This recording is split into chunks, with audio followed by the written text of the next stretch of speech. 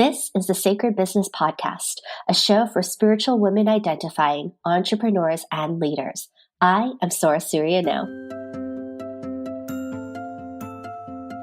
On this show, you'll meet inspiring guests, get some business tips, experience sacred practices, and listen to my personal lessons as a business owner.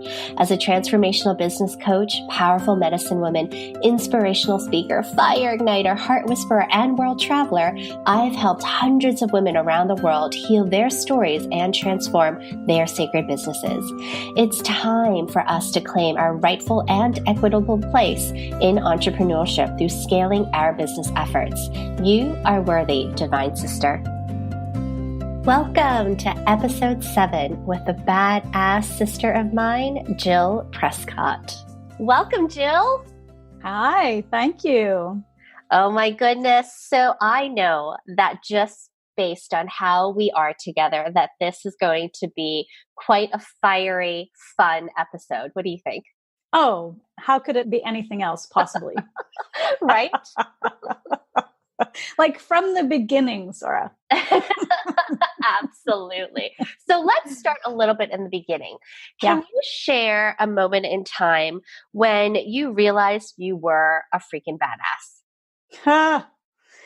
Well, I think I've been a badass for most of my life. However, consciously choosing that was probably, I don't even know, consciously choosing it. I can tell you the moment that burned me into that possibility, even though I wouldn't have said that at the time, but I would say it was the moment that I found myself on the floor in the living room, crying so hard that I was almost sick and with my life in shatters all around me. I would say that was the moment of the birth of the badass. Yeah.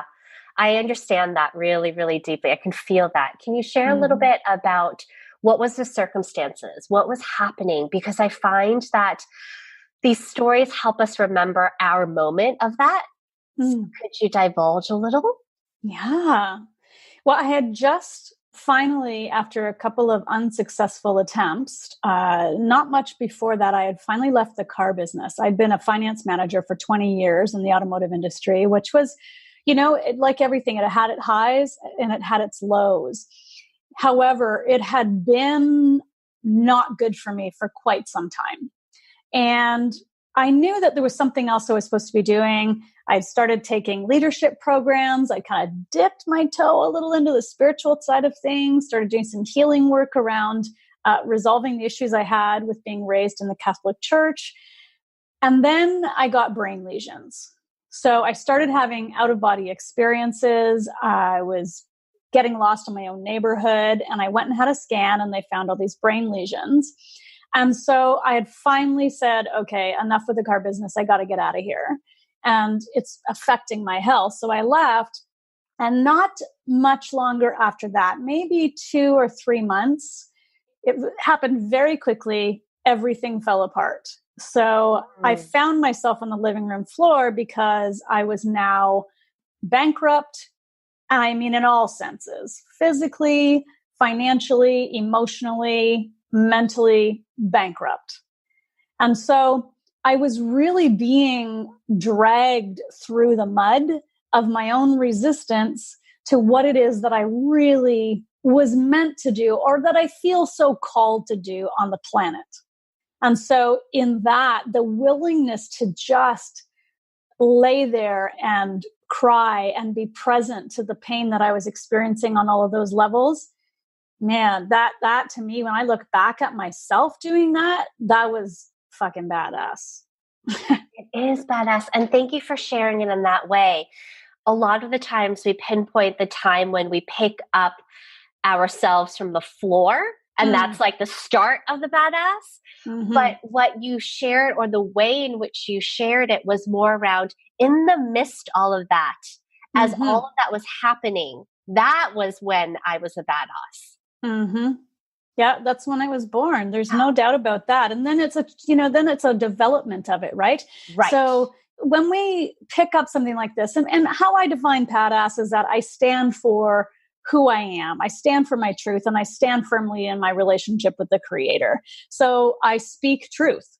I don't really know how to speak truth any more loudly than I do right now. And I know that there's more levels of speaking truth still out there. Absolutely. So it was the willingness to be true to myself. And then from there, it really was an evolution of truth speaking, sharing stories like you're asking me to do right now, and being public about my own journey so that I could infuse the possibility of that for others. And what is truth? Sister, I think that it is a constant evolution when it comes to truth. But what I know for truth for myself is that we are a part of a massive experience that began with a moment of sound, a moment of vibration, which allows us to continue to be connected to source while experiencing what it is to be human. So I committed in my life, my personal truth is that I live my life as a way for the Creator to experience the uniqueness of being human. That is me. And then from there, I tell the truth about everything in my life. I love it. So I'm sure there are many who hear that, including parts of myself. And I have recently gone through a moment of having to express my truth. But even before that, this idea of truth telling all the time. Oh my goodness. That could feel really uncomfortable. So can you share a little bit about sharing one's personal truth and what does that mean and how does one begin to play with that? Yeah. I share my truth really publicly, and that is not necessary for everyone by any means. So here's part of the problem. We start talking about telling the truth, and yet we don't even know our own truth. When I started on this journey, when I walked away from the car business and really started doing my own personal evolution work, my own personal healing work, I didn't know what the truth was. I had so many blind spots around it for myself that I didn't know it was untrue, that I wasn't a person whose worth was tied up in what money that I made. So when that lie got torn down, that was a part of the grief on the floor that day. So this is the piece of it, right? We step into truth one thing at a time. So we begin by even just saying to ourselves, I'm not happy with what my life looks like right now. The admitting of that will crack truth open for you. And so when it comes to telling the truth about your life, not everybody's going to go out there and do it the way that how I appear to be doing it now, because that's not how I started. I started telling the truth to myself. Then I started telling the truth to my coach and my mentors and my guides and my counselors. And then I started slowly telling the truth out in my circle. Then I started telling the truth to my family, and it just got more and more public as I went along. So a lot of times for people that, for clients, say that they come to me because they know that what they're living doesn't feel good anymore. And we start digging around to what's true and what's not true in their lives, what they have been tolerating, what they have been putting up with within themselves and within their relationships. And the truth starts to seep out from there. Now, interestingly enough, I have more than one client now that is out there actually publicly speaking truth. Right. On stages and stuff, which is freaking phenomenal. But that's not the case with everybody, and it needs to be. And what is one truth that you're currently walking with? I would say one truth that I'm currently walking with that I am opening, do you know what I mean? Like kind of unpacking a little bit, is the idea that relationships, my idea of what a relationship looks like isn't the same as everyone else's idea of what a relationship looks like. And I'm not right about that. What I feel is not the truth for everyone else. And that's okay. Even in my own relationship. So Chris and I, we have a pretty powerful relationship in a lot of ways. However, there's things within it, just like there is in all relationships, that need our loving attention.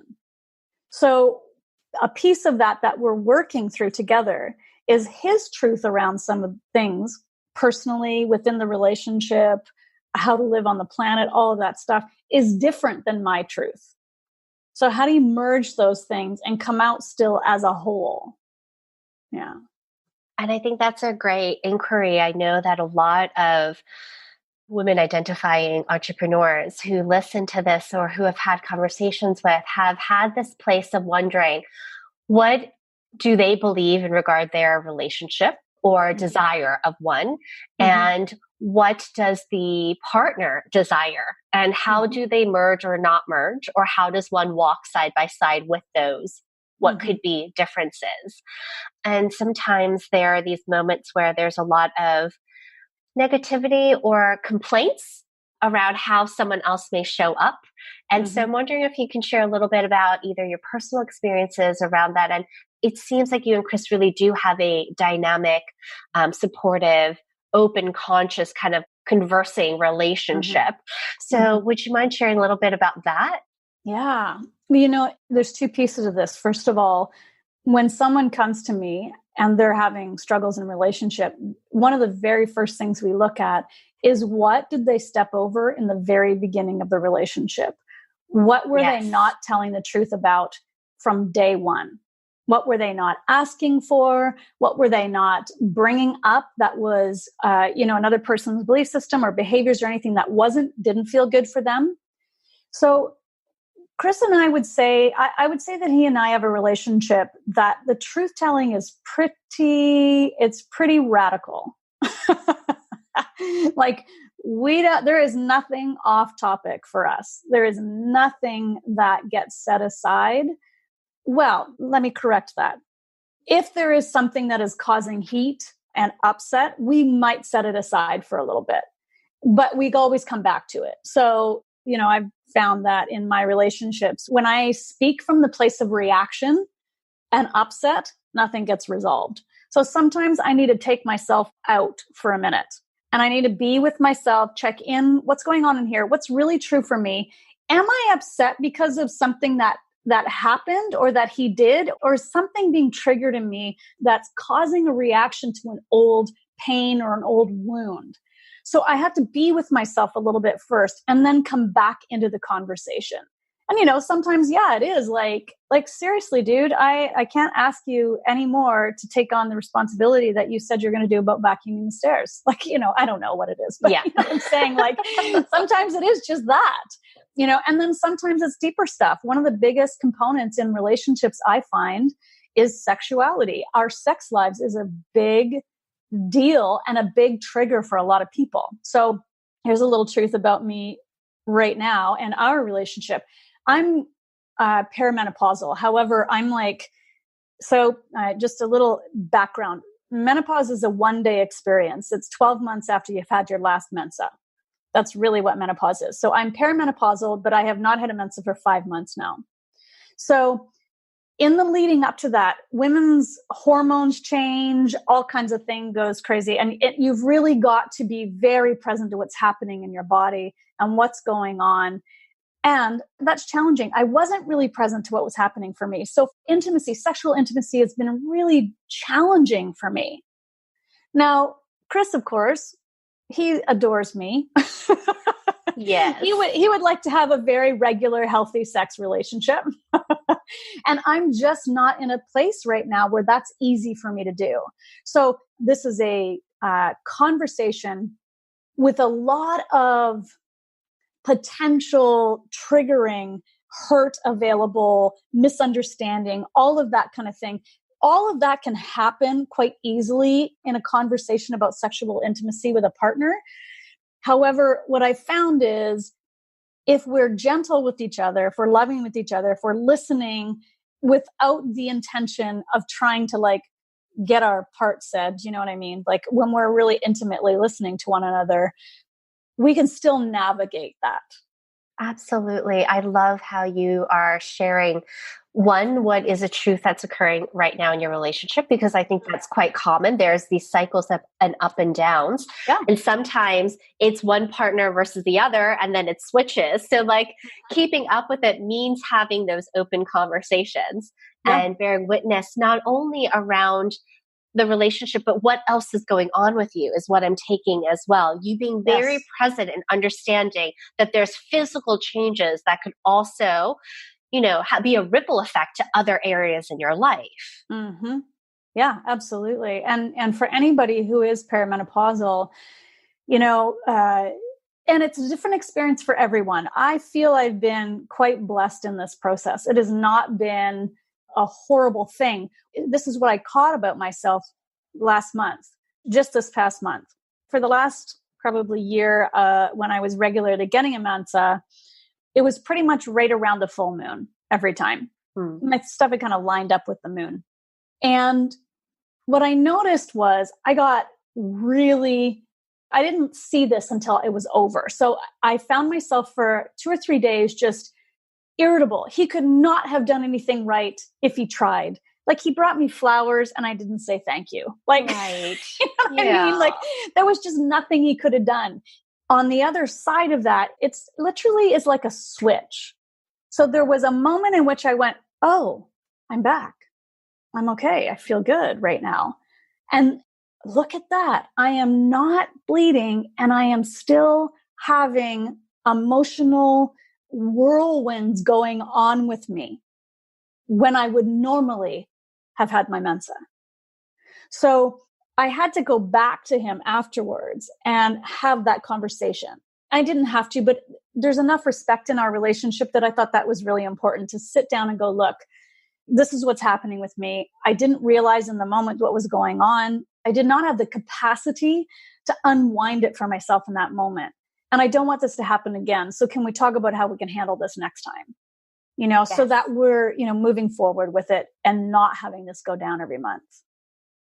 There's a great underlying theme around this place of truth telling, meaning that you are incredibly present and willing to take moments and allow the truth to actually unfold. Like, what is actually happening within you, whether it's your mental state, your emotional state, your hormone state, but you're so open to go into the inner workings. And so I wonder, based on all of that, many of us enjoy that a lot, and we can spend lots and lots of time in that process. Mm-hmm. So how does that work with you weaving that with having a business? Of course, there's going to be, there's also emotions that's going on all the time, but really in truth, emotions only last 90 seconds. So at any point they can shift and change. So let's say that I am in one of those states where there's lots of upset and I have this business that I'm running. As you know, as an entrepreneur, there is a list as long as, my arm of tasks that can be done in my business at any moment. However, when I'm in a state like that, some of those tasks are going to be a grind for me. They're going to be painful. Then other ones, like the writing aspect of it, creating a blog, that's going to be easy because I'm telling you, there's some rich content in the yes. Crazy, wow, there's some rich content right there, right? So for me, it's really a matter of what am I doing when? What's going to serve at that point? I also obviously deal with clients. Another part of another kind of bonus when you've done enough work, when you've done enough of your own internal unpacking and all of that stuff, is that it's not difficult, no matter what's going on in my personal life, to refocus for a client. It takes a major event for me to ever want to cancel a client appointment. Because it actually gives me life. It is like the focus of everything I've ever been through, everything that I do, all the training that I've ever had comes together in the moment that we're dealing with clients. And I know you know this experience. And so it doesn't matter what else is going on. If I can be with a client, everything is right in my world. Now, the call may end, the in-person session may end, and moments later, I might be back in the thick of it. And that's okay. I think people need to really understand that we have the capacity for that. We have the capacity to have grief going on a half an hour before a call and still be deeply present with a client.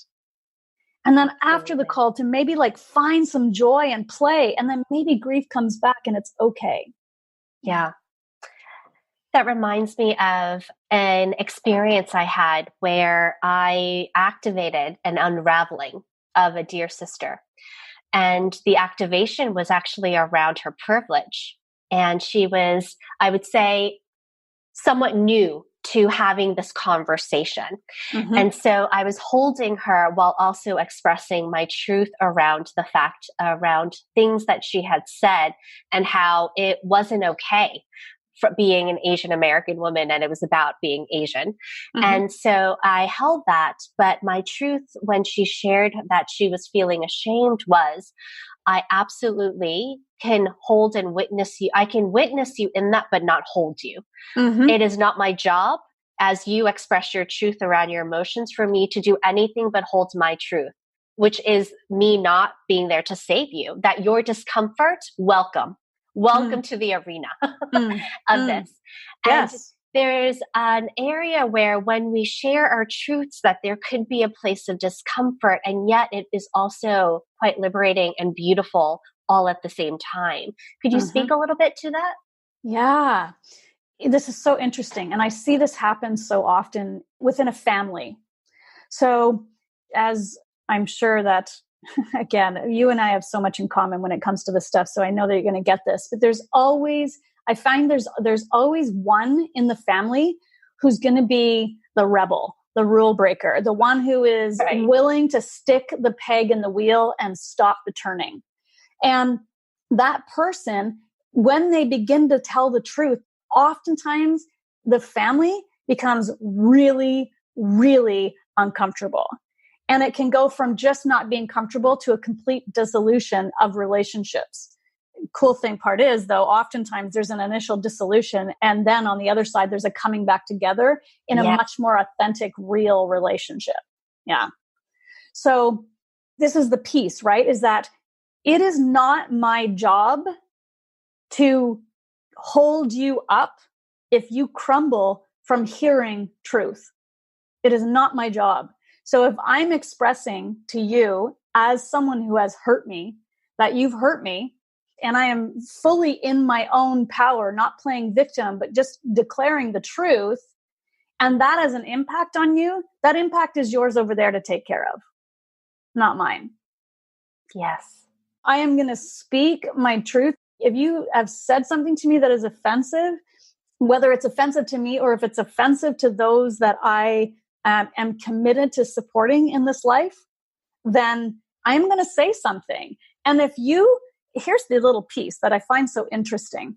Oftentimes, when people are confronted with their biases, and this is the truth talking you're talking about right now, when they're confronted with their oftentimes unconscious biases, and they're confronted with their racism, they will immediately go into defensive, shame, guilt, all of those things. And you know what those things are? Those are a perfect opportunity to not actually have to deal with yourself and the truth around it. Yes. And oftentimes it's what people have to go through in the beginning. It's what they have to it's the immediate reaction. It's like the escape route. They don't actually want to sit in the truth. So it's not your job as the truth teller to make them sit in their truth or to help them sit in their truth or any of that, unless, of course, they're paying you as a coach or a mentor to do so. Right. To help support them in understanding the avenues to get them through it. Absolutely. Yes. And I think that's where I love this place and the work and the medicine that you hold around truth telling, because it is about your own personal internal understanding of your truth versus illusion. It's the healings of your stories and self. It's the way in which you interact with others, but all done with much sovereignty and much compassion, but really standing in your own inner power. And what I notice is when you're saying this is also truth means that you speak. So if someone says something that, let's say, hurts you, that it isn't about you uncovering the truth for yourself and in your own personal time, that there's another also commitment possibly there where you voice it out loud. And that part I find can get tricky for some, as it had been for me until more recently. Yeah, of course. You know, the very first place that we go every time when we are resolving things is internal. when we are working from an unhealed place, when we are still working with trauma and it's not integrated, when we're working from the unconscious stuff that's going on for us, when we haven't really dealt with what we've been through in our lives and turned it into medicine, then we're going to be speaking from those wounds. We're going to be living from those wounds. We're going to be reacting from those wounds. And so often for many of us, and I know for myself, the idea of actually calling someone on their shit or calling out truth to bullshit when I heard it, there was no way that was happening. Like, not a chance, because I was living in such deep fear of isolation, of separation, of not being loved, of being shamed. I just didn't have the capacity for it. It was just not a possibility. However, when I had done enough of my own work, then the possibility of doing that started to show up. And I eased my way in. You know, again, like you just said, it's not like this has always been the way it is. And there are still times when I use my discernment on whether or not I'm going to publicly call something out. The first order of business that I have is to take care of me and my heart. So if I'm in a place in which it's going to cause harm to me in a way that will shut me down, then I'm not going to do it. I just won't do it. Now, I may have a look at the situation over a day or two and then choose to speak to it. Right. But I am not obligated either to publicly speak truth. Neither is anybody else. I am not obligated to call out truth, lies or untruths either. There's no obligation for anyone to do that. It's a choice. And I think you have to be prepared for the results of that choice before you start doing it, because you don't want to re-traumatize. Absolutely. That's a very valuable reminder, especially in this day and age right now where there's a lot of heavy emphasis on what people think is authenticity, therefore sharing everything and anything. Mm-hmm. But much of the time it is the desire for a particular outcome, right? Like they desire to rile people up, or they desire more likes, or whatever the case may be. Yep. So again, to be very discerning about what you share when and how that'll feel to you, I think is really important to remember as well. Yeah. Yeah. I love what you just said. I said to somebody the other day, it's like we've started marketing vulnerability. Yes. Like it's like a trick. Here's some marketed vulnerability for you. How do you like me now? Right. You know, and it's unfortunately most of that is really coming from the shit they haven't dealt with. And it just is, yeah. And it's also, it can be for the people that they're targeting. Oftentimes it feels attractive. It does, because we don't recognize when it's not authentic unless we have done our own work. Unless we've done the work. Yes. Yeah. Mm-hmm. I'd love to know more about your vision. What is your vision these days, my love? Well, you know, I am, what is my vision? So are we talking about for my business or for humanity, or however, in which way you desire to take that? Because they ultimately probably cross at some point. Oh, they absolutely cross. So, yeah, they do cross. Well, you know, I've had some really powerful shifts in my personal, my business, everything. And again, like I said before, it's all connected anyways. So that caused me to tear down my business at the end of last year and start rebuilding foundationally from the bottom up. And that meant that I had to let go of a lot of things. And so the center theme that became so clear to me, and anybody from the outside looking in would say, well, yeah, we've known that all along. But, you know, when you're in the middle of the eye of the storm, sometimes you can't see that clearly, right? Oh, yes. So it is the truth telling. That is the center of everything that I do. So as far as a vision for my business goes, I want a gathering of as many people, and women in particular, nothing against men, but for my side of things, working with as many women as possible, to bring them into a space in which truth telling is simply, it's just what they do.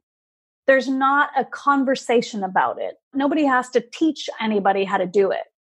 And I feel like that comes from when I'm working with women who are, say, I don't know, 30 to 60, that's going to have a massive impact on the next generation and the generation after that.